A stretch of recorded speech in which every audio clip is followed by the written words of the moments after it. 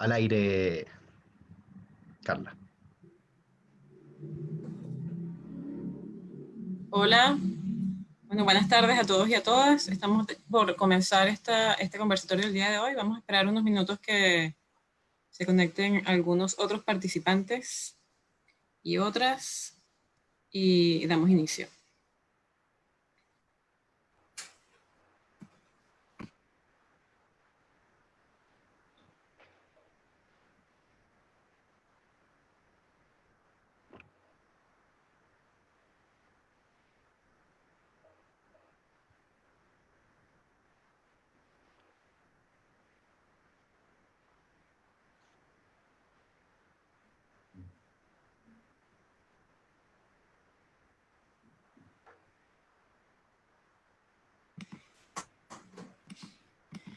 Bueno, podemos ir comenzando. Yo creo ya hay un número de participantes en el Zoom y en el Facebook también, así que, bueno, saludarles a todos nuevamente, darles la bienvenida a todos los que se conectan a través de Zoom y también de Facebook.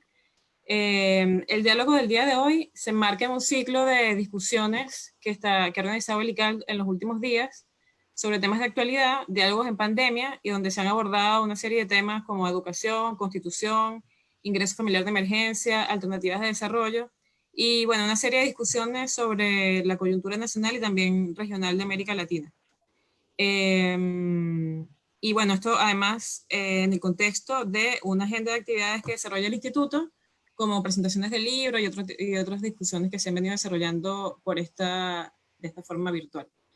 El día de hoy, el tema que nos convoca es neoliberalismo y constitución, apuntes para el debate constitucional. Y para esa conversación tenemos dos invitados. Tenemos a Juan Iosa, que está con nosotros desde Córdoba, Argentina. Él es doctor en Derecho y Ciencias Sociales de la Universidad Nacional de Córdoba, es investigador del CONICET y es docente de diversas universidades argentinas, como la Nacional de Córdoba y la Universidad Empresarial del Siglo XXI. Ha escrito también una serie de temas, artículos y libros sobre cuestiones constitucionales, neoconstitucionalismo, poder constituyente, entre otros temas jurídicos, y bueno, la idea es que él nos invite y nos dé algunas luces en relación a este tema en perspectiva general. Y después también tenemos a Jaime Gajardo Falcón, quien es abogado, magíster en Derecho, Convención en Derecho Público de la Universidad de Chile, máster en Gobernanza, máster en Derecho Constitucional de la Universidad de Madrid y doctor en Derecho y Ciencia Política de la Universidad Autónoma de Madrid. Y en este caso, Jaime va a hacer un poco la reflexión sobre la especificidad de la cuestión del neoliberalismo y la Constitución a propósito de la cuestión chilena. Un poco, bueno, esta discusión que cobra mucha relevancia en el momento actual dice relación con el momento en el que está Chile. Estamos en una especie de estallido social en pausa que comenzó el 18 de octubre, que se encuentra un poco latente y que además se está agudizando en el contexto de la pandemia, ¿no? Entonces se han combinado la cuestión del estallido social con la pandemia, y eso ha generado una crisis social y una crisis económica y una crisis política de envergadura y, bueno, sin precedentes. A pesar de la despolitización en la que se mantuvo la sociedad chilena durante muchos años y ese interés de que no estuvieran no estuvieran interesados en el quehacer político, eso ha cambiado mucho en los últimos meses. Hay una curiosidad y una avidez por entender sobre estos temas, entonces en ese sentido es de mucha relevancia esta conversación que tenemos el día de hoy, porque también es un espacio de formación, de autoformación, de discusión y de debate que nos va a permitir seguramente recuperar algunas herramientas para todo lo que se está desarrollando en términos de discusiones territoriales bueno, todo lo que se está debatiendo en relación al tema constitucional. Las demandas que plantea la sociedad chilena en el marco de este estallido social se ven desde temas específicos como salud, como educación, como pensiones, como derechos humanos, pero se han aglutinado en la idea de desmontar el modelo neoliberal. Y ese desmontaje de ese modelo se ha entendido que es a través del cambio de la Constitución. Una Constitución que, como todas y todos sabemos, tiene la particularidad de que constitucionaliza el modelo neoliberal, y esto parece que es una particularidad de lo que pasa en Chile, a través de un entramado complejo que hace difícil soslayar un sistema y modificar el estado de cosas, pero a la vez es una constitución que carga a cuestas como esta cuestión de ilegitimidad, porque es una constitución resultado de la dictadura cívico-militar, y justamente en Chile, donde la transición, entre comillas, a la democracia, no tocó esta estructura, ¿no? Entonces, en ese marco complejo es el que nos estamos inscribiendo en esta discusión el día de hoy. Además, obviamente estamos en medio de un proceso constituyente que también está en pausa, está un poco más bien, está como suspendido y a la vez pospuesto a causa de la pandemia que vivimos, pero igual está latente. Entonces cobra mucho sentido esta conversación que vamos a tener el día de hoy, todas las cuestiones que están implicadas y bueno, entonces sin mucho mayor preámbulo vamos a dar inicio a las presentaciones de ustedes. La idea es que cada uno presente su exposición, hacemos una pausa para recuperar algunas preguntas de quienes están participando y después hacemos una ronda de respuestas con ustedes mismos. Entonces vamos a comenzar con Juan. Ahí tienes unos 15 minutos para contarnos sobre tu perspectiva y bueno, te escuchamos con muchísima atención. ¿Qué tal? Buenas tardes. Primero que nada, muchísimas gracias al ICAL por la invitación. Realmente es un placer estar con ustedes, con la gente que esté allí. Me imagino que la mayoría serán chilenas y chilenos. Bueno, yo tengo un cariño entrañable por el pueblo de Chile, he ido muchas veces allá y también respeto y admiro su lucha actual. Bueno, lo que voy a presentar es es la tensión entre democracia y neoliberalismo. Me voy a centrar ahí. Básicamente la tesis que quisiera presentar para el debate, es que los últimos 40 años aproximadamente de vigencia del neoliberalismo, es decir, desde fines de los 70 para acá, el gobierno de Reagan y Thatcher para acá, han degradado las subjetividades, las prácticas y las instituciones democráticas. De tal modo que la democracia actual es, si se quiere, un mero fantasma, no solo de su ideal, de una democracia ideal,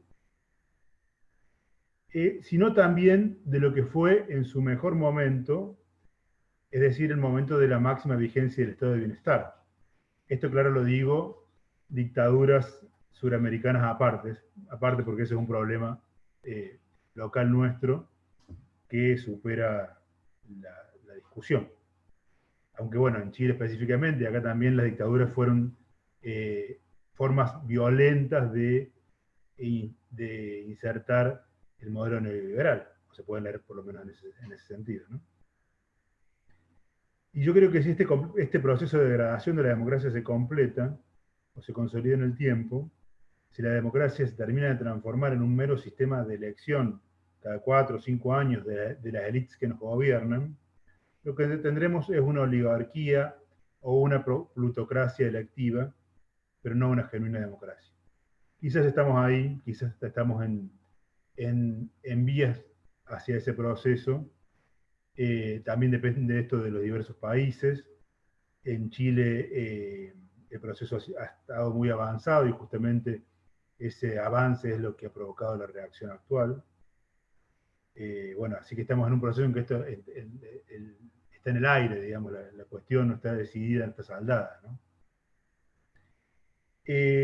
La tesis, bueno, de la degradación de la democracia por el neoliberalismo es una tesis bastante aceptada tanto en el activismo de izquierda como entre muchos autores, como por ejemplo Joseph Stiglitz, Wendy Brown, David Harvey, entre nosotros, por ejemplo, Fernando Atria o Roberto Gargarella, acá en Argentina, creo que podrían compartirla, aunque no se les ha escuchado explícitamente enunciar.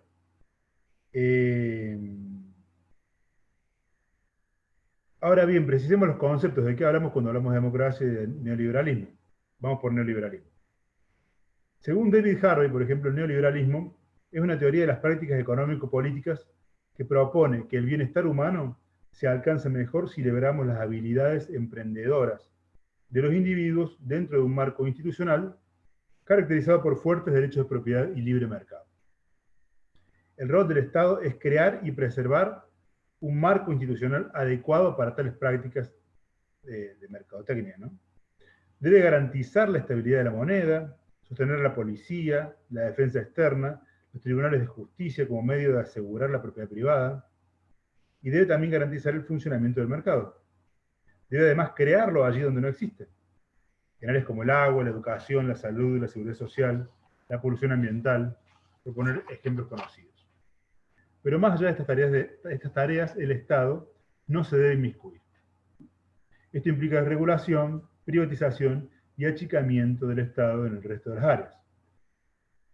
Por cierto, el neoliberalismo está muy vinculado a la idea justamente de Estado mínimo.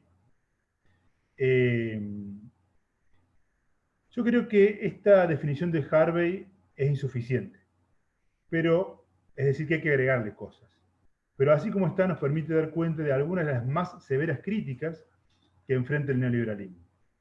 Primero, la intensificación de la desigualdad es algo que un tema que está muy vigente, muy trabajado, ¿no? Por ejemplo, que se hizo por Piketty, uno que está muy, muy de moda, pero entre muchísimos otros autores que trabajan sobre la desigualdad actualmente. Es fea la palabra moda, es un tema de una relevancia que es difícil soslayar, ¿no? La intensificación de la desigualdad claramente ha crecido enormemente en los últimos 40 años de vigencia del neoliberalismo. Segundo, la mercantilización inmoral de esfera de la vida que antes estaban fuera de la esfera del mercado. La mercantilización es inmoral ya sea cuando limita o estratifica el acceso a algo que debería ser ampliamente accesible o compartido, como por ejemplo la educación o el agua, o porque permite que algo intrínsecamente horroroso o denigrante suceda en el planeta, ¿no? Como por ejemplo el tráfico de órganos o la tala indiscriminada. Sandel tiene este librito, lo que el dinero no puede comprar, ha sido al revés, en que, bueno, justamente trabaja dos argumentos sobre este tema de la mercantilización inmoral, el argumento de la injusticia y el argumento de la corrupción, cómo la mercantilización corrompe ciertos bienes, ¿no?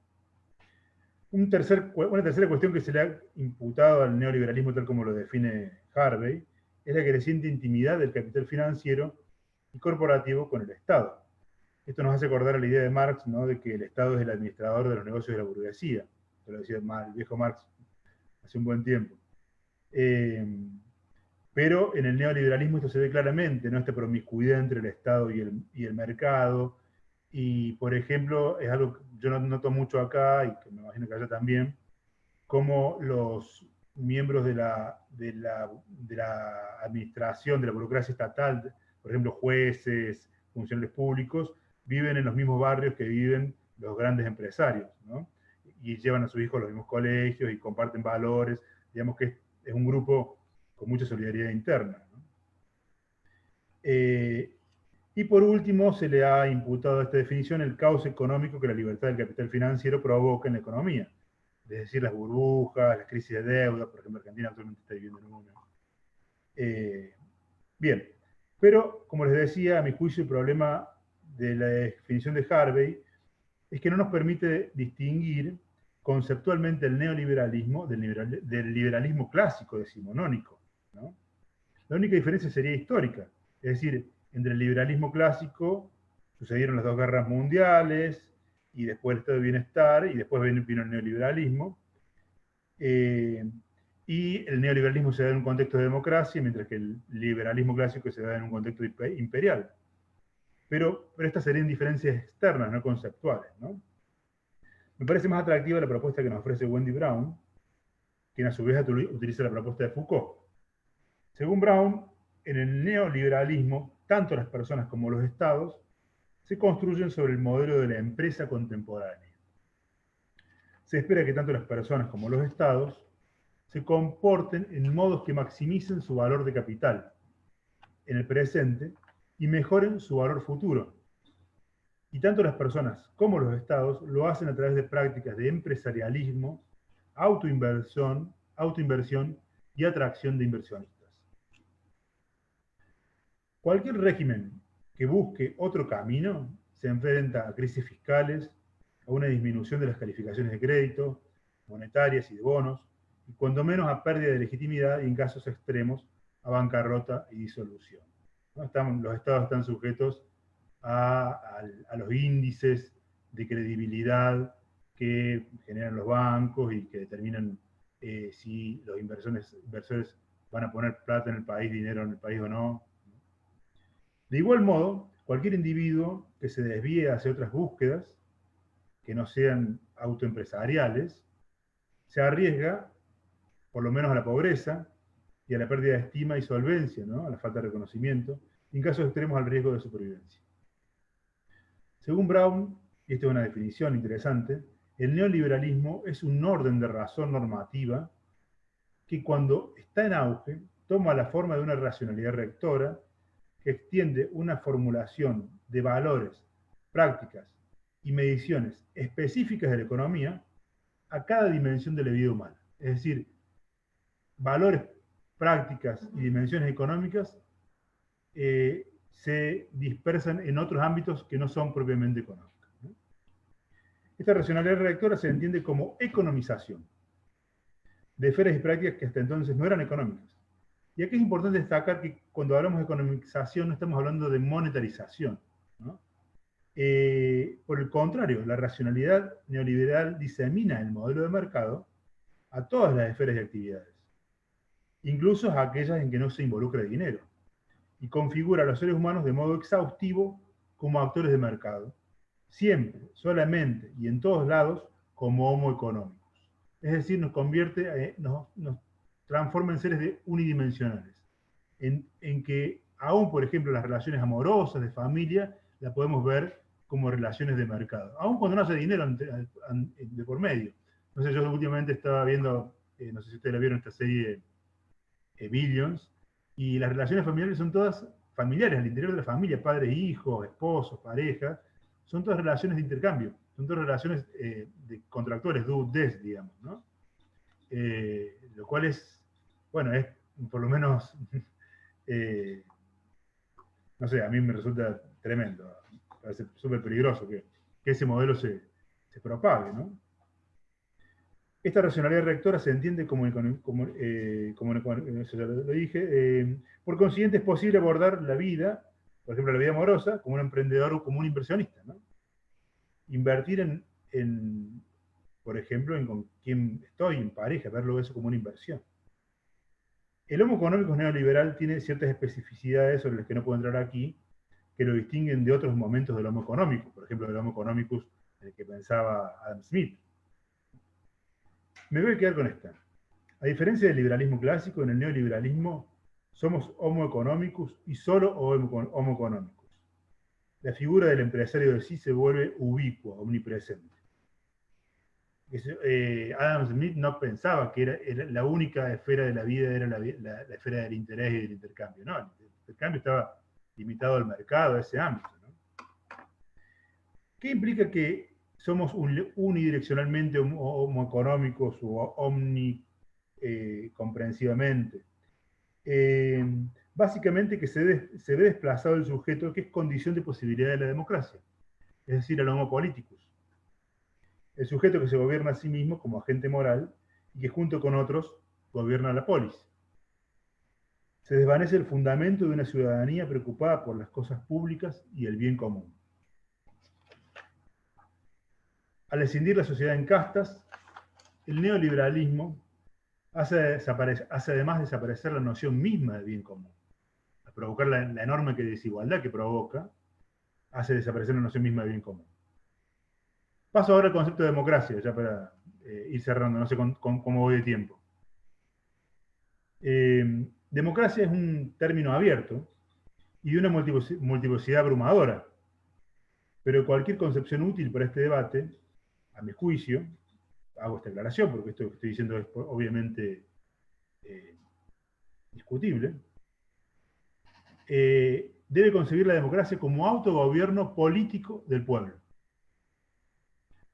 Por político, aquí entiendo esta preocupación de la que hablé recién por lo público y lo común. El homo politicus deberá evaluar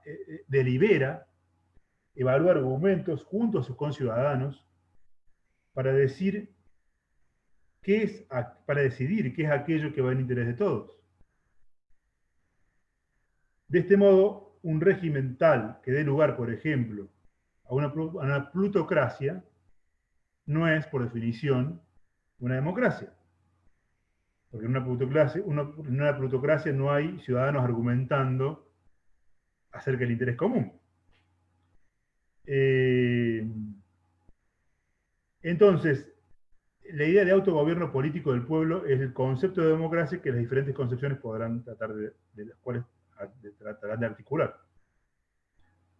Decidir sobre estos temas, sobre lo que va en interés de todos, es en parte superar desacuerdos que nos impiden pasar a la acción.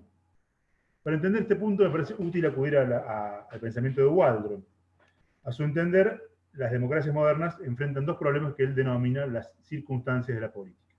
Básicamente, la primera es la existencia de estos profundos desacuerdos entre los miembros de una misma sociedad acerca de cómo deben decidirse las cosas, y la segunda cuestión es justamente la necesidad de tomar decisiones comunes, que nos involucran a todos. La función de la democracia es justamente resolver este problema. El mecanismo democrático tiene entonces la función de volver no controvertido lo que antes del procedimiento y la decisión era controvertida.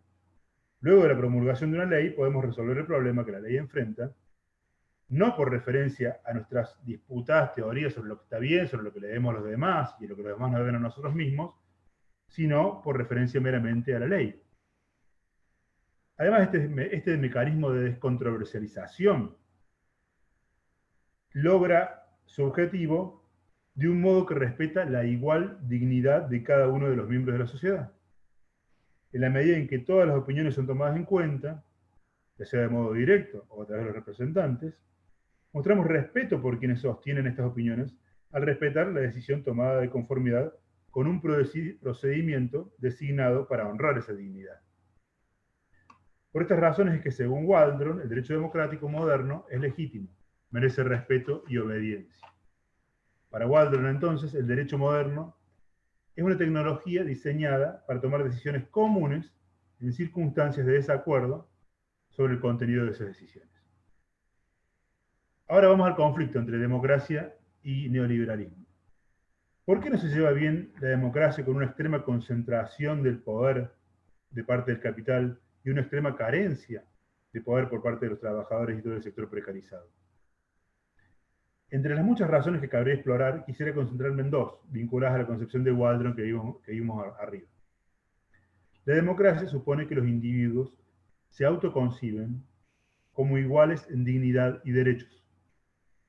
Pueden tolerar cierto grado de distancia social entre los individuos, pero cuando la injusticia se hace estructural, cuando se elevan los alambres de púa entre las clases, éstas dejan de compartir el horizonte que las convierte en una sociedad, para pasar a ser dos o más sociedades, que se desconocen mutuamente habitando el mismo suelo.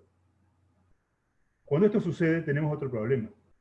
Como vimos, la democracia es un método para zanjar desacuerdos profundos y tomar decisiones comunes que todos vean como vinculantes.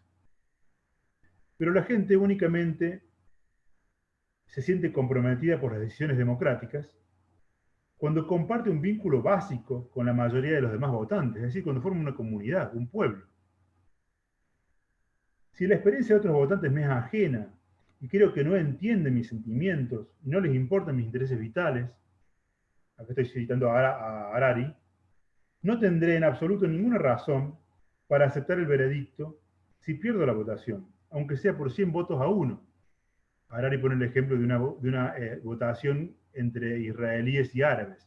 Por más que los árabes son 100 veces más, los israelíes no tendrían ninguna razón para aceptar la decisión porque evidentemente no son un pueblo.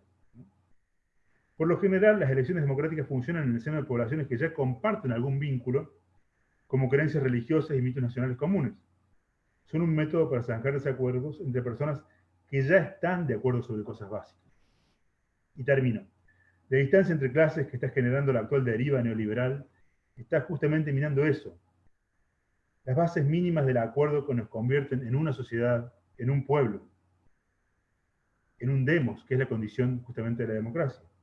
Si ese acuerdo se termina de horadar, se habrán horadado las bases mínimas de la legitimidad democrática. Muchas gracias. Muchas gracias, Juan, por tu intervención.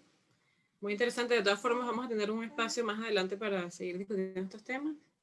Y bueno, sin mucho más preámbulo, vamos a dar paso a la exposición de Jaime. De todas formas, aprovechamos el paréntesis para saludar, dar la bienvenida a todos quienes están conectándose, que se han incorporado por el Facebook y por el Zoom, y comentarles que estamos a disposición para recibir preguntas, comentarios, consultas, tanto en el chat del Zoom como en los comentarios del Facebook, así que si tienen alguna cosa que comentar, está ahí abierta la opción. Entonces, continuamos. Adelante, Jaime. Bueno, muchas gracias, Carla. Primero que todo, agradecer al ICAL por la gestión de este panel y de este foro. Agradecer a Juan también por la disposición a acompañarnos en esta conversación sobre el neoliberalismo y sus implicancias para la democracia, los diseños institucionales. Y bueno, y a todos los que nos están, a todas y todos los que nos están siguiendo, también agradecerles para que ojalá podamos tener una conversación y una discusión sobre estos temas que son tan relevantes, sobre todo en el contexto en el que nos encontramos nosotros de proceso constituyente. Bueno, yo tengo una presentación, voy a tratar de ser lo más ordenado posible con la misma. Me gustaría tocar tres aspectos. Primero, algunas cuestiones generales sobre la relación entre neoliberalismo y constitución. Lo que ya planteó Juan me va a ahorrar bastante, o quizás voy a pasar más rápido esas diapositivas, porque me parece que lo que él plantea va justamente en el centro del asunto. Como segundo aspecto, y en esto quiero detenerme un poco más, los aspectos centrales del por qué decimos que la actual Constitución consagra el neoliberalismo en Chile desde un punto de vista normativo y también a través de un diseño institucional específico, ¿ya? Y luego algunas conclusiones como se denomina este foro, algunos apuntes para el debate constitucional chileno. Bueno, primero que todo, decir que el neoliberalismo ha tenido un conjunto amplio de manifestaciones y de corrientes, siendo relevante dar cuenta que ha presentado al menos tres expresiones principales y que se encuentran interconectadas. Un poco Juan nos hablaba bastante de eso, como ideología, también como forma de gobierno, en el sentido de un cierto diseño institucional que le da cuerpo al neoliberalismo, y además también como un conjunto de medidas económicas, ¿ya? En su faceta ideológica, el neoliberalismo es marcadamente economicista, se ha anclado en la idea de interdependencia económica global y en la proyección de una imagen positiva de los principios del capitalismo libre de mercado y sus bondades como una única forma para conseguir crecimiento y desarrollo económico. Asimismo, el neoliberalismo en términos ideológicos es un proyecto que ha sido entendido tanto como un proceso que mercantiliza las relaciones sociales, un poco de lo que nos hablaba Juan. Axel Honneth, por ejemplo, ha denominado la reificación, o le ha denominado este fenómeno como la reificación de las relaciones sociales. Es decir, las relaciones sociales se transforman en una cosa, que es posible de transar en el mercado y que es posible de llevar adelante con las lógicas propias del mercado. Y bueno, esta mercantilización de las relaciones sociales como una forma de llevar la idea de competencia a todos los ámbitos de las relaciones humanas, ya una cuestión que es bastante brutal y que no se había generado en otros procesos históricos, al menos por lo que se ha estudiado en el último tiempo, ¿ya? En ese sentido, el neoliberalismo también tiene una expresión institucional, o incluso como forma de gobierno, y se encuentra vinculado a la privatización de lo común, y la idea del reemplazo del Estado como agente a cargo de la regulación del mercado por la autorregulación como el único modelo eficaz. Y esto nosotros lo hemos visto bastante en la experiencia chilena del neoliberalismo. No por nada uno de los textos que citaba Juan como base para la presentación, que es el texto de Wendy Brown, que es un texto fabuloso, dentro de todo en la introducción del texto, señala justamente como ejemplo de la imposición del neoliberalismo en el mundo el experimento chileno.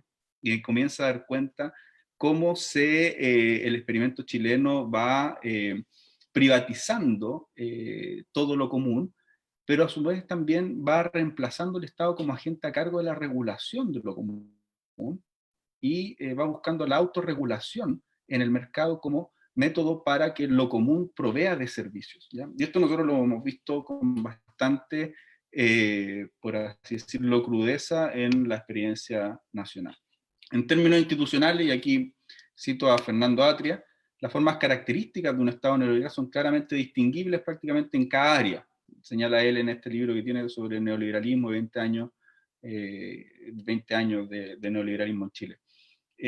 Y se distinguen, por ejemplo, con una provisión mínima en materia de salud, provisión mínima en materia de seguridad social, provisión mínima en materia de educación, vivienda, etc. Es decir, para quien no puede acceder a ella por su cuenta, que no desplaza, sino compensa la provisión del mercado. Es decir, el mercado está en el centro de la provisión de todos los bienes comunes.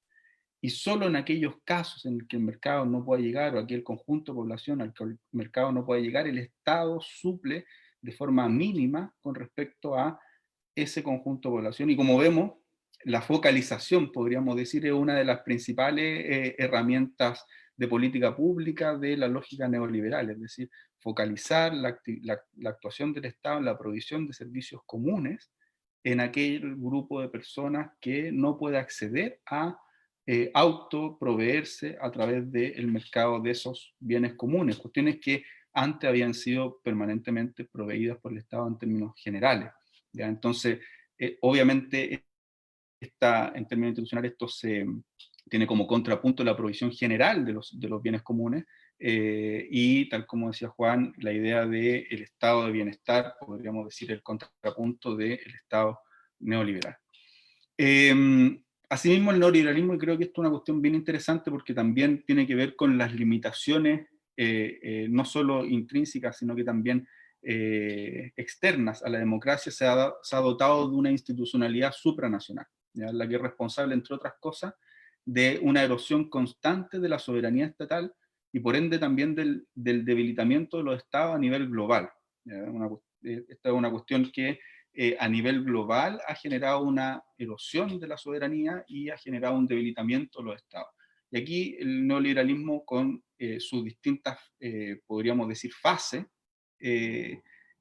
fue construyendo toda una institucionalidad de carácter supranacional con instituciones específicas, el Fondo Monetario Internacional, la Organización Mundial del Comercio, el Banco Mundial, y además a través de acuerdos específicos de libre comercio que han buscado justamente ir generando una institucionalidad de carácter supranacional que pueda, a pesar de lo que los estados quieran realizar, que pueda encargarse de administrar esta lógica neoliberal a nivel global. Con esto termino en este primer punto.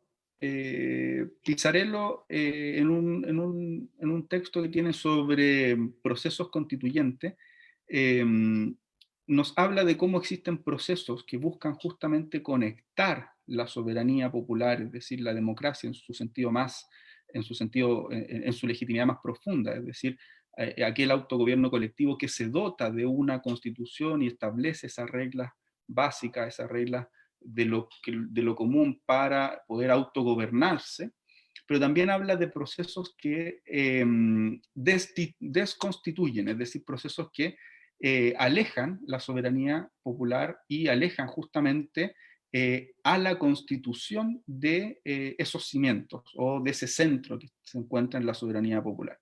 Y en ese sentido, para Pizzarello, habla del neoliberalismo como un proceso desconstituyente, es decir, un proceso que aleja la soberanía popular desde el momento que se ha ido implementando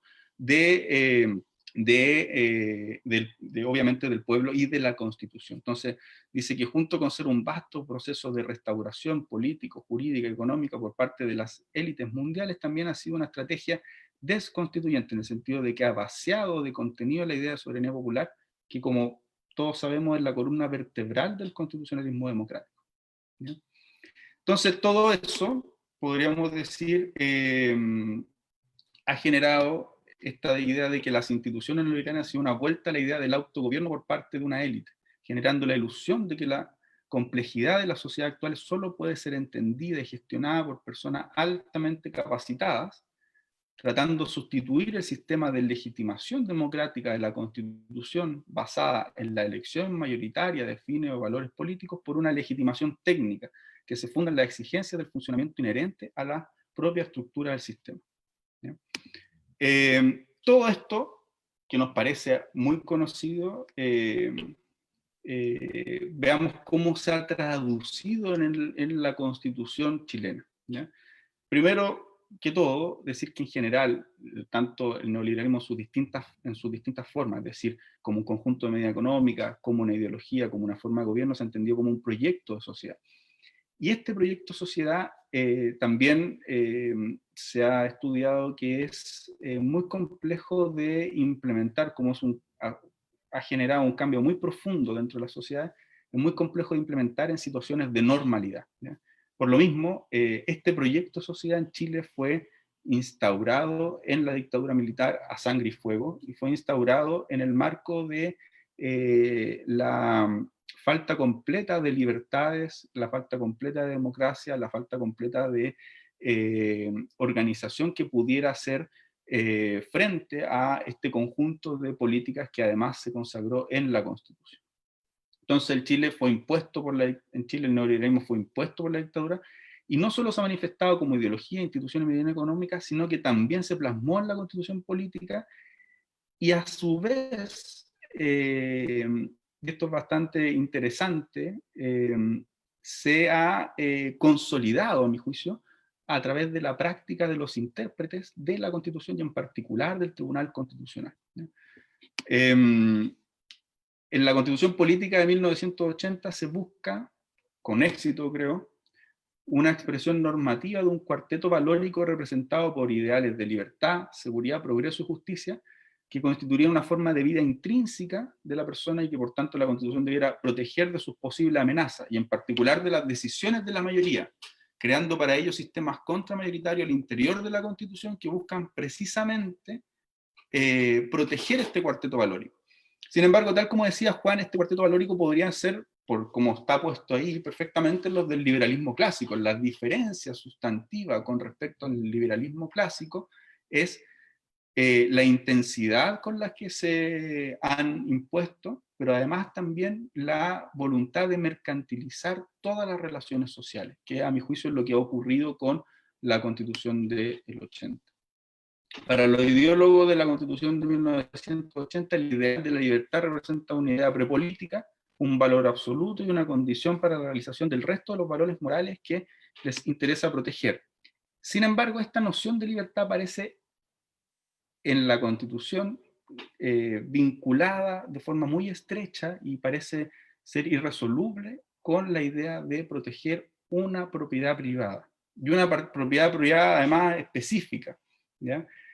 Una propiedad privada que está reglamentada en la Constitución como no lo hace prácticamente ninguna otra constitución del mundo. Vamos a ver un poquito más adelante algunas características de la misma, ¿ya? Y cuando digo que no lo hace ninguna otra constitución del mundo, no estoy exagerando, es decir, efectivamente la propiedad privada en nuestro país se encuentra con un nivel de reglamentación y de sobreprotección incomparable a nivel mundial.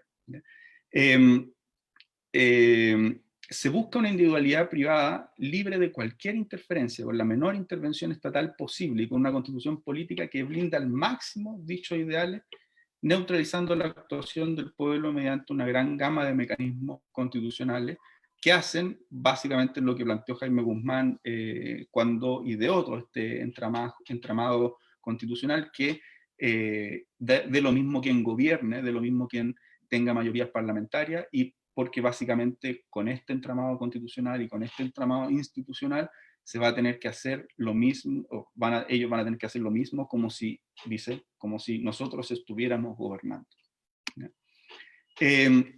Entonces, uno podría decir que hay tres grandes aspectos que consagran el neoliberalismo dentro de la actual Constitución. Entonces, el primero sería la subsidiariedad del Estado, un concepto que se incorpora a la Constitución del 80, es un concepto ajeno al constitucionalismo chileno hasta antes de la incorporación del mismo en la Constitución del 80, y que básicamente lo que busca es que el Estado solo pueda, o mejor dicho, solo se involucre en aquellos espacios en los cuales los privados no puedan proveer de los bienes y servicios suficientes para la sociedad. Es decir, el Estado va a ser subsidiario de la actuación de los privados en todas las relaciones sociales. Es decir, nuevamente, un amplio espacio para que los privados puedan desarrollar cualquier tipo de actividad, y el Estado solo va a actuar en aquellos espacios en los cuales los privados no puedan o no quieran involucrarse. ¿Ya? Como segundo aspecto, hay una fuerte protección de las libertades económicas, que vamos a ver cómo se construye este entramado neoliberal dentro de la Constitución. Y como tercer aspecto, hay una neutralización de cualquier política que busque afectar alguna de estas dos grandes ideas, es decir, que busque afectar la subsidiariedad del Estado, como que busque afectar de alguna manera esta fuerte protección a las libertades económicas que plantea la Constitución.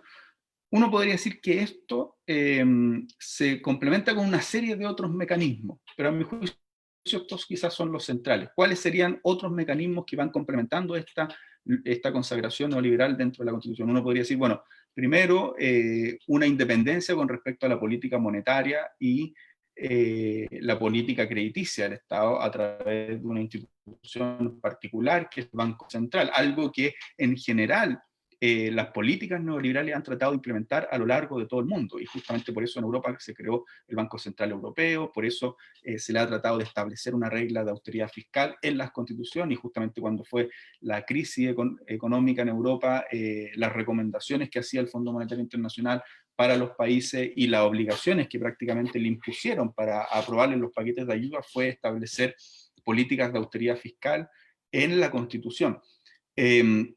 Y ahí fue la reforma que se hizo en la Constitución española en el artículo 138, si es que no me equivoco. Nosotros vemos, bueno, esa austeridad fiscal no está propiamente tal en nuestra Constitución, a pesar de que si revisamos, por ejemplo, el programa de gobierno de Sebastián Piñera, él la tenía como una de sus propuestas constitucionales, establecer la regla de austeridad fiscal en la propia Constitución. No ha sido propiamente tal necesaria, porque las políticas neoliberales también se han llevado adelante o han sido un consenso, por así decirlo, en general, el establishment político chileno, por lo cual no ha sido necesaria ponerla en la Constitución, aunque como ahora se ve que hay un cambio en ese sentido, se está discutiendo por parte de la derecha si fuera necesario establecer esa política dentro de la Constitución. Por otra parte, este andamiaje, por así decirlo, o este sistema institucional que consagra el neoliberalismo, como les decía, se concentra en el Banco Central, lo que ha sido dentro de otro aspecto, uno de los aspectos fundamentales de la consagración más institucional del neoliberalismo en Chile. Entonces, con respecto a la fuerte protección a las libertades económicas, nuestra Constitución establece un haz de libertades económicas que es bien interesante, porque consagra la libertad de trabajo, la libertad para el ejercicio de actividad económica, la libertad para adquirir el dominio de toda clase de bienes y una sobreprotección del derecho de propiedad. Les digo que es bastante interesante porque incluso los autores chilenos que hablan sobre este tema y que construyen esta idea del orden público económico que protege la actual Constitución y que por ende consagraría el neoliberalismo o la subsidiariedad del Estado en su conjunto dentro de nuestro sistema institucional y constitucional, parten con la libertad de trabajo.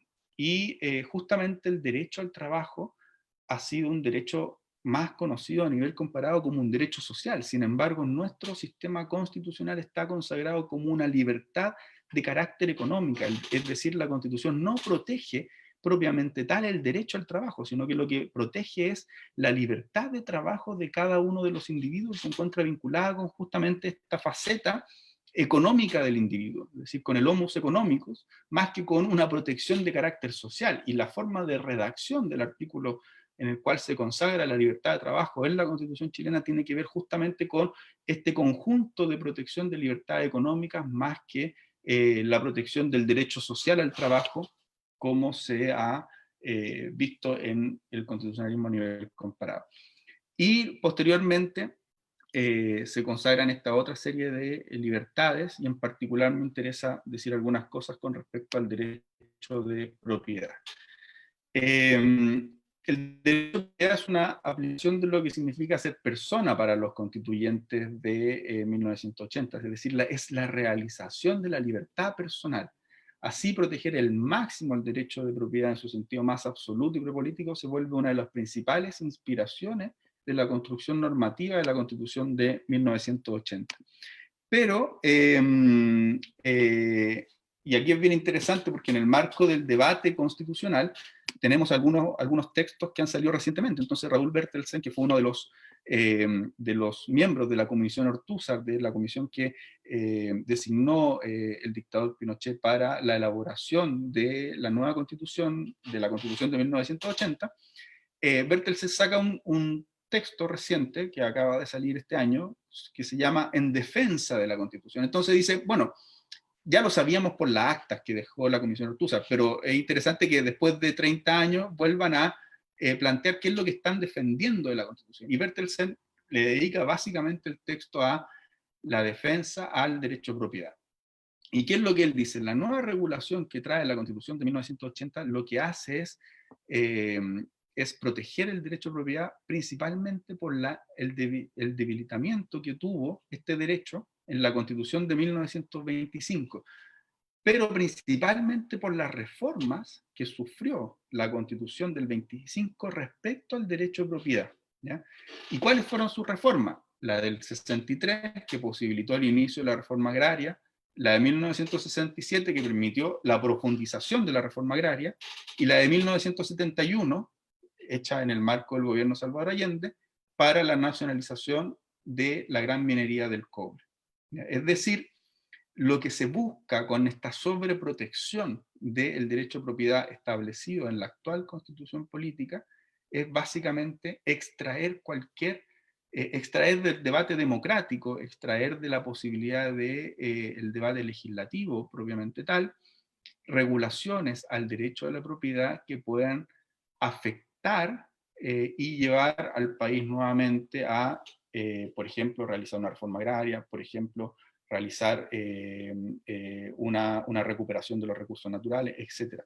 Pero justamente lo que se hace con una sobreprotección del derecho a propiedad es extraer del debate democrático, es decir, extraer de la democracia propiamente tal, decisiones sobre lo común, es decir, sobre qué hacer con los recursos naturales, qué hacer con el agua, por ejemplo, qué hacer con la gran minería del cobre, qué hacer con las empresas estratégicas, etcétera, etcétera, etcétera. Eso se blinda y eso hace consagrar, por así decirlo, o lo que se busca es consagrar una óptica ideológica dentro de la actual Constitución y blindarla con toda una serie de entramados normativos e institucionales. Con la nueva, lo que digo básicamente acá, con la nueva regulación constitucional en materia de propiedad, lo que se busca es blindar el ejercicio del legislador democrático, la posibilidad de que incursione en este tipo de materia, y por ende proteger a los particulares, y básicamente a los grandes grupos económicos, en el ejercicio de este derecho. ¿Ya? La Constitución neoliberal fue ideada para que estuviera blindada de la posibilidad de sufrir reformas sustantivas que abrieran su techo ideológico o de reformas legales que permitieran ampliar el campo de la política más allá del neoliberalismo. Y eso se hace a través se hizo con muchos mecanismos, ¿ya? De los que quedan vigentes son al menos 3. Cuando digo muchos mecanismos, porque muchos de esos candados han ido rompiéndose. El primer candado que tenía era el sistema binominal, el segundo candado uno de los el segundo candado, pero que saltó antes que el del binominal, eran los senadores designados. Esos 2 candados fueron superados, por así decirlo. Sin embargo, nos siguen quedando las leyes de supermayoría, tanto las leyes orgánicas constitucionales como las leyes de quórum calificado, de las cuales la Constitución está llena y básicamente protege a través de ese tipo de leyes estas libertades económicas que les señalaba, y además el fuerte control que ha realizado el Tribunal Constitucional en el marco del control de constitucionalidad de la ley, ¿ya? Y aquí tenemos una cantidad de ejemplos sobre cómo el Tribunal Constitucional ha protegido de manera, uno podría decir, extrema, esta visión originaria de la Constitución vinculada principalmente a la protección de las libertades de índole económica de las personas. Y bueno, luego de eso está el super candado que uno podría decir que es la rigidez y los altos quórum para la reforma constitucional. Este candado, por así decirlo, saltó o se está resquebrajando, se está rompiendo desde la ruptura constituyente que se da a raíz de los sucesos del 18 de octubre en adelante del año pasado. Justamente lo que ocurre con la ruptura constituyente es que la ciudadanía plantea y el pueblo plantea básicamente que lo que se requiere es un nuevo pacto social. Y ese nuevo pacto social surge precisamente por la necesidad de que se reconecte la política con el pueblo, que se reconecte la Constitución con el pueblo, con el objeto de construir un nuevo pacto que permita ir resolviendo los temas comunes desde la Constitución.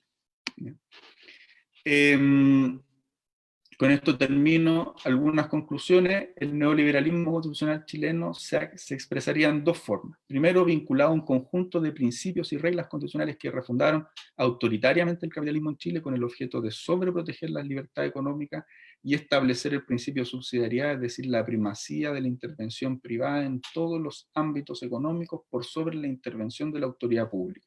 Esa sería como la primera expresión del neoliberalismo en términos constitucionales en nuestro país.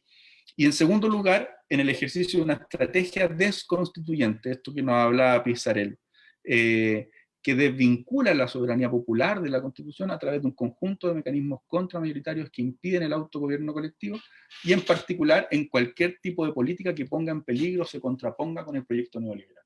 Es decir, vemos que la Constitución neoliberal chilena tiene estas dos estrategias: proteger un conjunto de libertades económicas, generar normativamente e institucionalmente la estructura posible para que el neoliberalismo se pueda llevar adelante en nuestro país, y en segundo lugar, promueve una estrategia desconstituyente que trata de desvincular la soberanía popular de la Constitución, y esto se realiza a través de un conjunto de mecanismos contramilitares que hacen que el autogobierno colectivo se vuelva estéril, que el autogobierno colectivo no pueda resolver los asuntos comunes, y por ende, en el caso que el autogobierno quisiera hacerlo, la propia Constitución lo neutraliza y lo reconduce a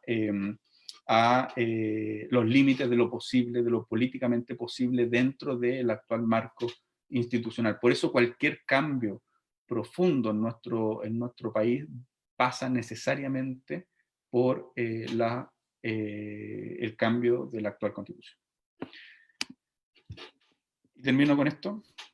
Tal como se vio ahí en varias de las imágenes que nos deja la ruptura constituyente, que, como me gusta decirla a mí, más que estallido social, ojalá que Chile sea la tumba del neoliberalismo, a pesar de que fuimos muchas veces, o fuimos principalmente la cuna a través de la cual se experimentó este nuevo proyecto ideológico.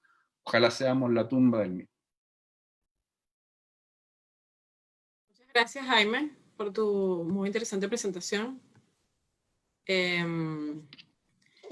Mira, tenemos por aquí algunas consultas, algunos comentarios. Recordamos que todavía hay espacio para plantear si hubiese alguna duda en relación a lo que se está planteando aquí en la discusión. Por acá nos preguntan, Diego Flores, ¿en qué ámbito sería necesario subordinar la propiedad privada al bien común, por ejemplo? Voy a leer algunos comentarios y después pasamos a responderlos. Luego un comentario de Michelle Robert, que dice que una constitución que lleva 40 años no soluciona nada. Nos hacen una consulta desde Uruguay, donde plantean y donde consultan de qué manera el neoliberalismo en las telecomunicaciones configuró un mercado desigual y de amplias brechas, es lo que pregunta. Y después una recomendación de José Abarca sobre una lectura. Él nos recomienda leer El Capital Ficticio, cómo las finanzas se apropian de nuestro futuro, ¿no? A propósito de los quiebres democráticos actuales. Yo aprovecharía para plantear un par de cuestiones. En el caso de lo que nos conversaba Juan, bueno, esta idea como de sujeto neoliberal, aquí algunos autores han planteado como esta idea de sujeto neoliberal en el entendido de que se trata de un sistema que no solamente abarca como la cuestión económica y política, sino que traspasa, ¿no? hasta lo humano, y terminamos siendo como sujetos y sujetas neoliberales en términos de que hasta lo más intrínseco de nuestras vidas termina siendo como comercializable, un poco lo que tú nos comentabas, ¿no? A propósito de tu intervención. Y después en relación a lo que nos comenta Jaime, como uno de los elementos centrales de la Constitución actual del 80 es la idea de libertad, ¿no? Este como elemento central y como uno de los que está más y mejor desarrollados dentro de la Constitución. Sin embargo, también vemos cómo eso entra en cuestión y cómo también es un poco maniquea esa idea en términos de que, por ejemplo, en el debate muy actual de la discusión de el retiro del 10% de los fondos de las AFP de las personas,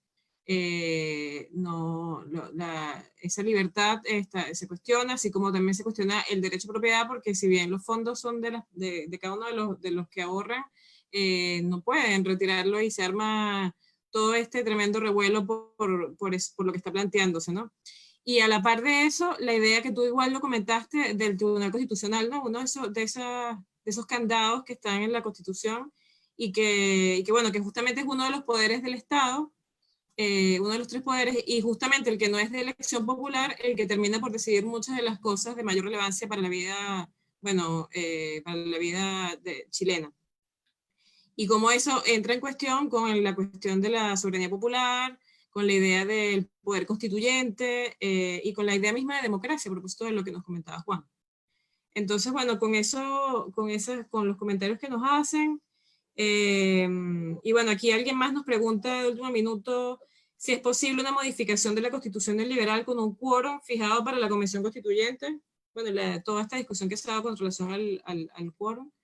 Y bueno, la idea sería que ustedes nos hicieran unos comentarios finales en relación a estos temas y alguna cosa que les haya quedado sobre la mesa a propósito de lo que estamos conversando. Así que, Juan, si quieres, tómate unos minutos para comentarnos. No sé si sea posible que nos repita las primeras preguntas que hicieron para anotarlas. Es posible, sin duda. Mira, hay una que es la que nos hacía alguien desde Uruguay, que tiene que ver con la cuestión de las telecomunicaciones. Las consecuencias, es algo bien específico, consecuencias del neoliberalismo en el sector comunicaciones y cómo se genera una brecha en relación a eso. Después, ya voy a verlos porque justo se me cerraron acá. Bueno, fundamentalmente esa era la pregunta, porque lo demás eran más bien comentarios. Y había una sobre Así qué que, bienes habría que volver a debatir sobre si son privados o no. y aquí está la otra hay que encontrar la otra. ¿En qué ámbito será necesario subordinar la propiedad privada al bien común? Es algo de los que nos preguntaban. Sí, a mí me gustaría empezar por ahí. Me parece que en un sentido lo que estuvimos hablando con Jaime, creo que estamos bastante de acuerdo, es que el neoliberalismo, para resumir en dos palabras en qué consiste el neoliberalismo, es en economización y despolitización de la vida individual y colectiva, ¿no? De la vida de los sujetos y de la vida de los pueblos. Y esta última, la idea de despolitización de un pueblo, es prácticamente es como una especie de contrasentido, ¿no? ¿Cómo se diría? De cinta de Moebius, no sé, algo medio raro, porque un pueblo es un sujeto político, de modo que un pueblo que se despolitiza deja de ser pueblo, por lo menos en el sentido normativo, por más que viven juntos. Pero en un sentido normativo, en el sentido de que genera legitimidad y obligación, que es el sujeto de la legitimidad política. Entonces me parece que podríamos resumir todo esto en el neoliberalismo es economización y despolitización, ¿no? Y respecto entonces de la pregunta sobre qué bienes deberían revisarse sobre su propiedad privada en relación al bien público. Politizar esta cuestión es justamente volver a discutirla públicamente, colectivamente, y de tal modo que no puede estar, por ejemplo, clausurada por la Constitución. Por ejemplo, si no sé específicamente qué discusiones sobre propiedad privada o no están clausuradas en Chile, pero por ejemplo, no perfectamente hay muy buenos argumentos a favor de volver a un sistema público de educación, incluso exclusivamente público. Esto cada vez nos parece menos absurdo, aun cuando todavía estamos a años luz de una discusión con algún viso de realidad, ¿no? Porque es tan fuerte el sistema privado de educación, tanto en Argentina como en Chile, como en el resto del mundo. Pero sin duda esto genera desigualdades brutales al interior de la sociedad, lo cual es ya una buena razón para pensar sobre si eso debe ser privado. Pero cuestiones como el agua, ¿no? La guerra del agua en Bolivia.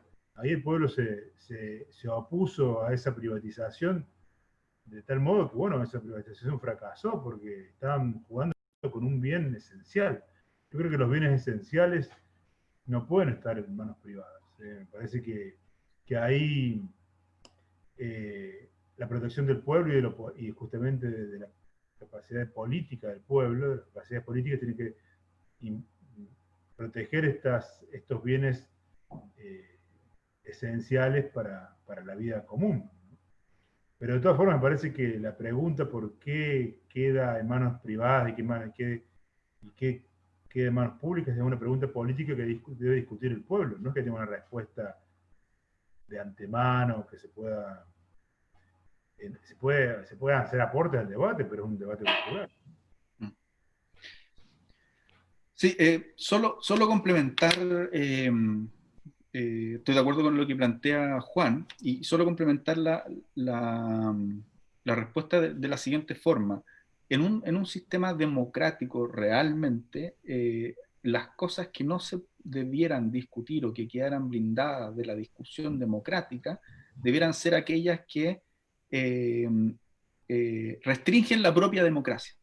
Por ejemplo, si nosotros el día de mañana democráticamente decidiéramos que las mujeres no vuelvan a votar, sería una decisión que uno podría decir, esa decisión no debiera permitírsela a la democracia, o que volviéramos a decir que haya esclavitud, ¿ya? Son decisiones que restringen la propia democracia. Entonces, en una lógica democrática, las únicas decisiones que nosotros debiéramos blindar de la decisión democrática serían aquellas que son las precondiciones de la democracia misma, ¿ya?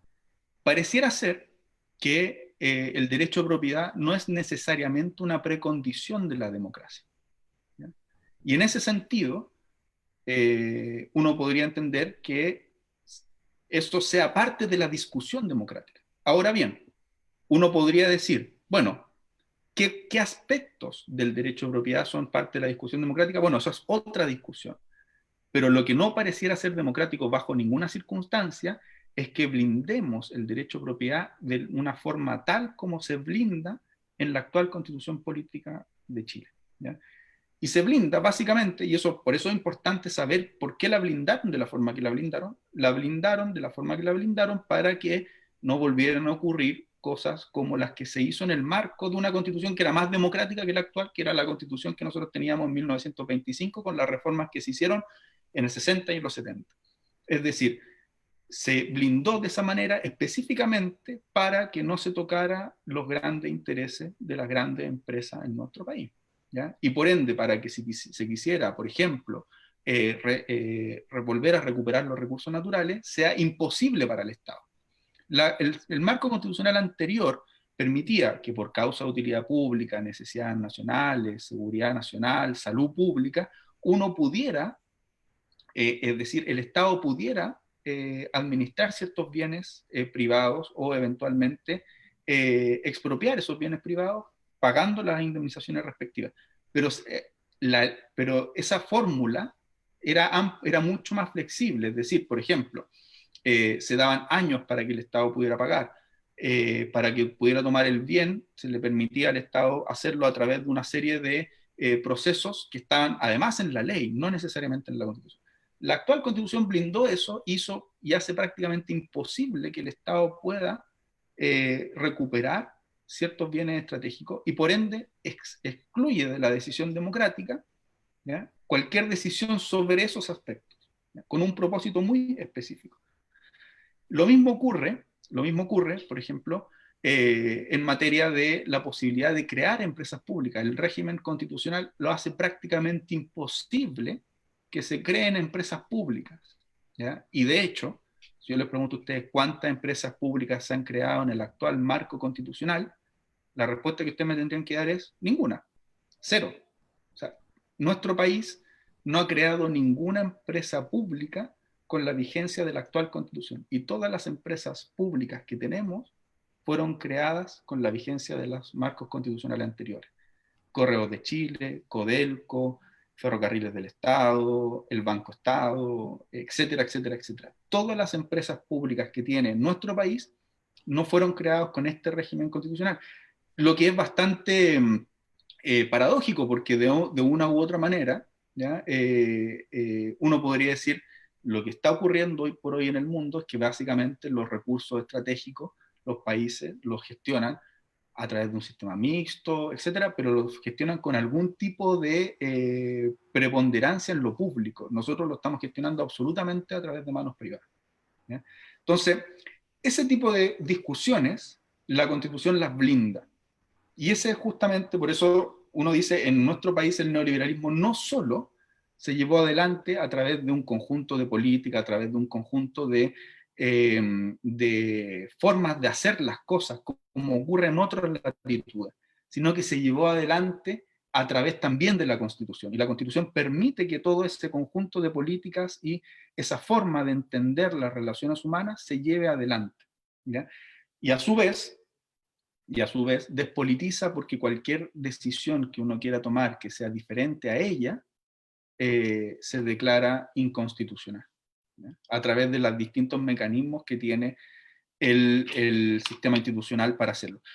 Y dentro de todo, es bastante, uno podría decir, es bastante decidor el hecho de que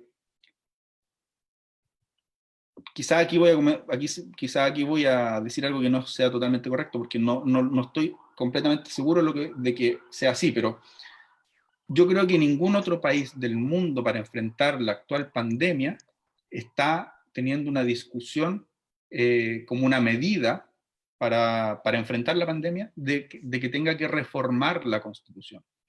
Entonces nosotros, para enfrentar la pandemia, se está haciendo una reforma a la Constitución con el objeto de permitir que las personas puedan sacar el 10% de sus ahorros provisionales, con el objeto de que puedan quedarse en la casa y puedan y puedan llevar adelante esta cuarentena. Es bastante decidor de que esa medida, claro, va justamente contra marea o va contra corriente de lo que el neoliberalismo ha hecho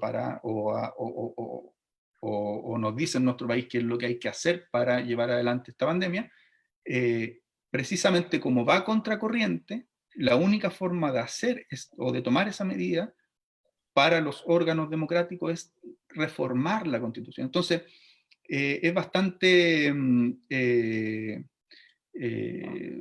locuaz, por así decirlo, que nosotros tengamos que reformar la Constitución para tomar una medida para hacer frente a un problema común, porque precisamente dentro de este marco constitucional no es posible hacerlo. Es decir, no podemos la política no puede tomar una decisión sobre cómo enfrentar la pandemia que no sea la que nos dice el sistema neoliberal, y si quiere tomar una decisión diferente a la que nos dice el sistema neoliberal, tiene que reformar la Constitución, cosa que es lo que está haciendo precisamente hoy el Congreso Nacional, con todas las amenazas que hemos visto que ha tenido esto en el debate nacional, es decir, todos los empresarios diciendo que si se hace eso el país prácticamente se va a la bancarrota, todas las amenazas veladas de que se está quebrando el sistema institucional y constitucional, cuando justamente el sistema institucional y constitucional lo que te dicen es que para tomar medidas de ese tipo, la única forma de hacerlo es reformando la Constitución, porque si no, no es posible. Jaime, ¿se me escucha ahí? Sí, perfecto. Sí. Pues ya se me cortó la luz y se me cortó internet, así que bueno, acá estoy de vuelta atrás del celular. No, yo querría marcar ahí una diferencia, bueno, sí, quizás un matiz meramente, con respecto a lo que vos dijiste de que los derechos individuales o constitucionales son las precondiciones de la democracia, que uno tendría que pensarlo así. Yo no estoy completamente seguro de esa tesis. Creo que hay derechos individuales que son protección del individuo, más allá del ciudadano, por decirlo, del ciudadano como votante, como miembro de una democracia. Y ¿qué quiero decir con esto? Me parece que, a ver, la Constitución argentina, por ejemplo, también protege la propiedad privada como derecho individual.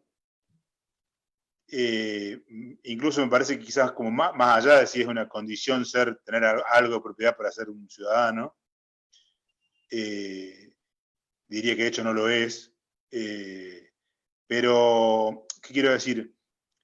Podemos proteger la propiedad privada como derecho individual, aun si no es una condición de la democracia, sin trabar cualquier discusión sobre propiedad, ¿no? O sea,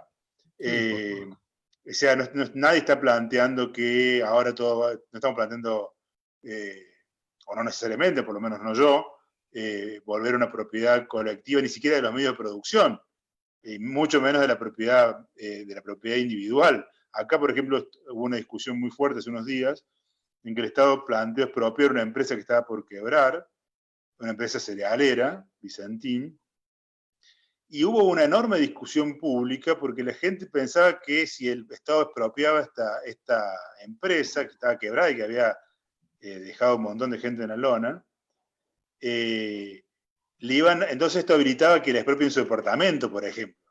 Y no era ni siquiera una expropiación, no es un caso ni siquiera se paga, se paga esa propiedad, no se desconoce en caso de que haya crédito, porque esa empresa está prácticamente quebrada. Quiero decir, poner en cuestión cómo está protegida la propiedad privada en la Constitución chilena no significa impugnar en general la propiedad privada, ni mucho menos, ¿no? Simplemente poner ese matiz. Por supuesto que vos no estabas diciendo eso, pero me parece que vale la pena aclararlo, ¿no? Después quería decir algo con respecto a la cuestión de las telecomunicaciones, ¿no? Básicamente, uno podría pensar que el neoliberalismo ha entrado, o el capitalismo incluso, ha entrado en una fase que podríamos llamar capitalismo digital o virtual, capitalismo de plataformas, ¿no? Y bueno, a mí me parece más que interesante pensar las conexiones del neoliberalismo como sistema económico-político con las nuevas tecnologías. Me parece que estamos en un momento, esto también ya es casi un lugar común, pero no en un momento de transformación civilizatoria. Estamos viviendo, nuestra temporalidad está cambiando, está mutando, y las plataformas están permitiendo una acumulación de capital como nunca se ha visto antes, ¿no? Tipos como Jeff Bezos de Amazon, gente que está pensando, que está echando trabajadores y pensando en establecer mercados en la luna, que sé yo, cosas así. Los capitalistas están soñando de un modo desaforado. O sea, hace poco salió un libro en Argentina que se llama ¿por qué el capitalismo puede soñar y nosotros no? Respecto de la gente de izquierda. Estos sueños están vinculados a las telecomunicaciones, a la virtualidad, a las plataformas. De modo que me parece que aquí no tengo para nada una tesis acá, simplemente es un tema que me interesa explorar, es pensar la relación entre el neoliberalismo y el capitalismo digital, el capitalismo de plataformas.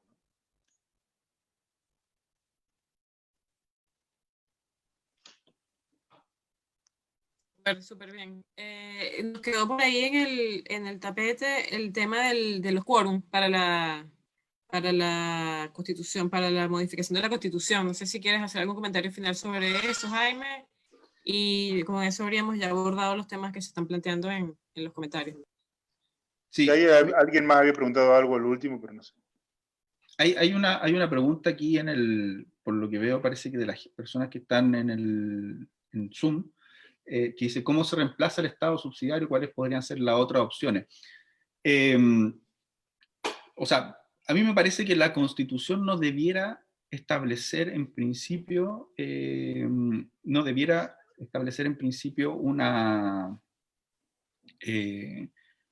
una ideología en particular, ¿ya? Creo que el Estado subsidiario es parte de una ideología en particular, porque de una u otra manera eso lo que hace es blindar el debate democrático, y lo que justamente buscan las constituciones es ser un espacio de acuerdo.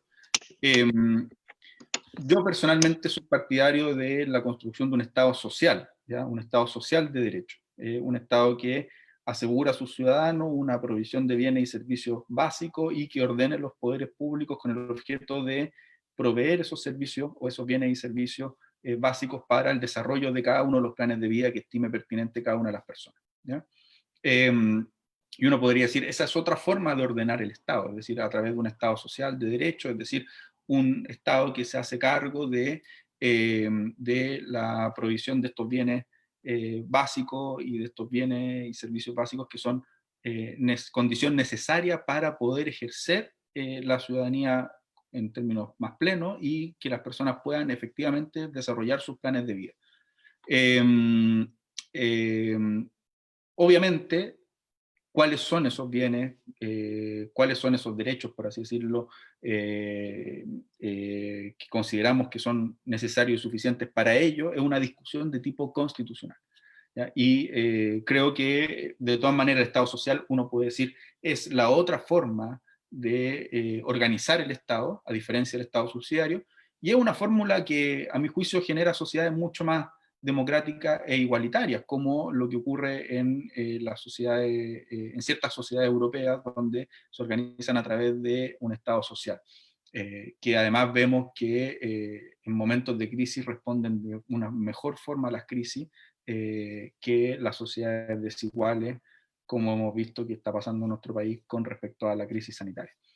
Dicho eso, vamos a pasar a la pregunta del quórum, que yo creo que están ligadas. ¿Por qué?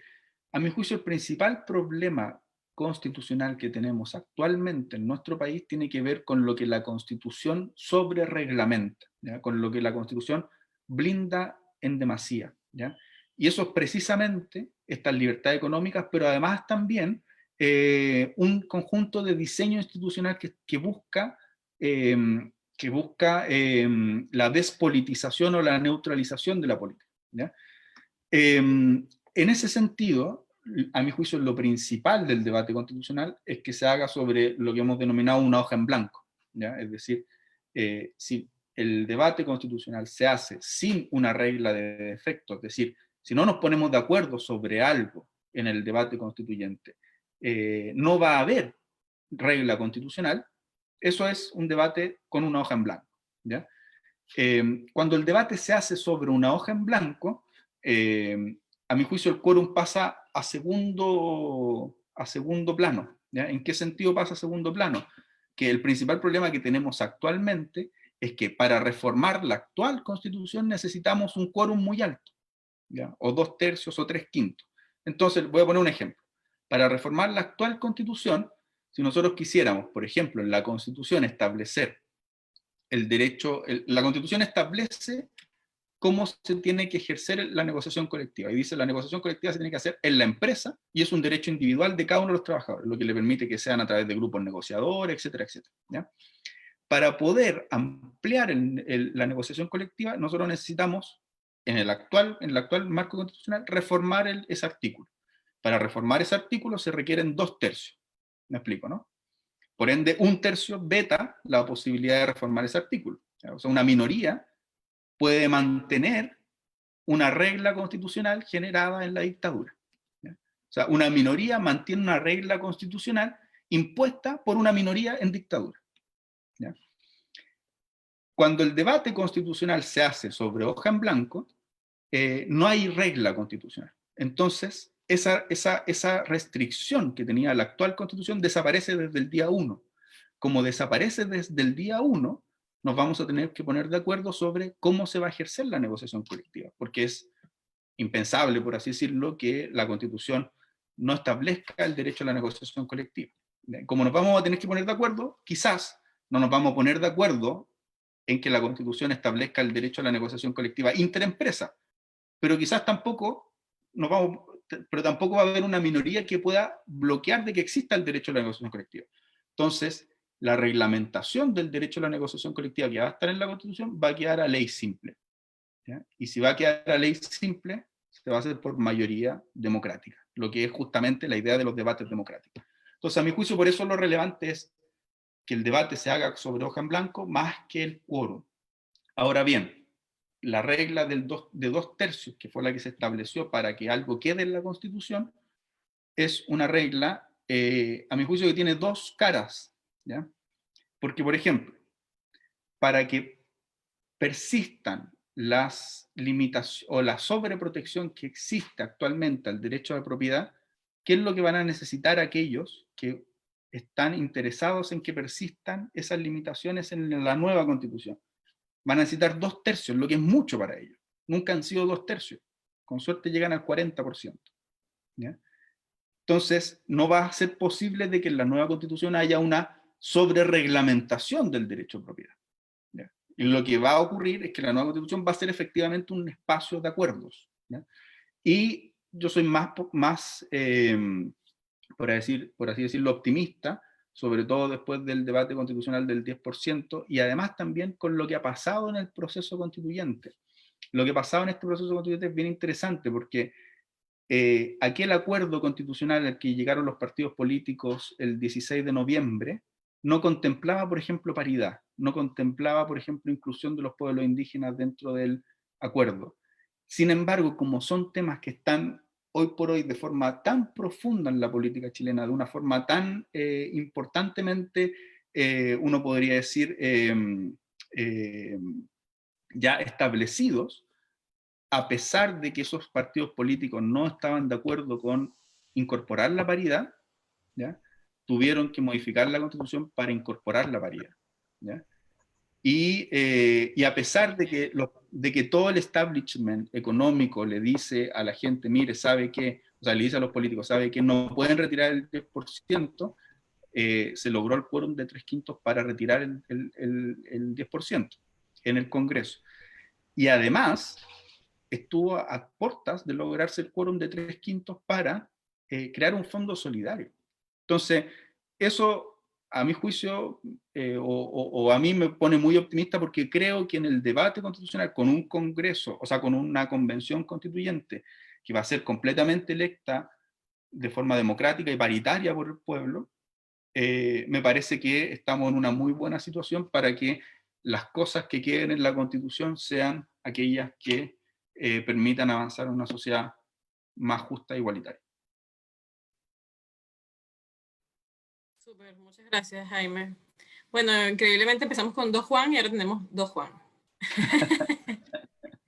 Pero está bien, no sobra ninguno. Bueno, yo quería agradecerles finalmente por esta interesante conversación que hemos tenido hoy. Estas son unas de las bondades de la pandemia, poder estar en un viernes de confinamiento escuchando temas tan interesantes con invitados como ustedes. Ha sido una gran conversación. También queremos agradecerle desde el ICAL a la gente que se ha conectado, que está ahí interactuando con nosotros, preguntando, consultando. Y bueno, finalmente eso, valorar el espacio para acercar a la ciudadanía, al pueblo, a estos temas de discusión tan relevantes y porque, bueno, es parte de lo que está viviendo ahora Chile, un proceso constituyente donde estos elementos son parte de esa discusión que se tienen que dar. Así que bueno, con eso damos cierre a este diálogo en pandemia y bueno, agradecemos a todos y a todas y bueno, que estén muy bien y que pasen una buena noche de viernes en confinamiento. Bueno, muchísimas gracias. A mí me resta solamente agradecer a Jaime que facilitó mi participación en este debate. Así que bueno, gracias Jaime, gracias Lical, y gracias a vos Carla y a toda la gente que estuvo participando. Sí. Bueno, yo me despido, muchas gracias a todos y nuevamente gracias a Carla, Juan y a Lical, por supuesto. Hasta luego. Gracias a ustedes, que estén muy bien y despedimos Chao, de todos y todas los que están conectados. Chao a todos, a todos.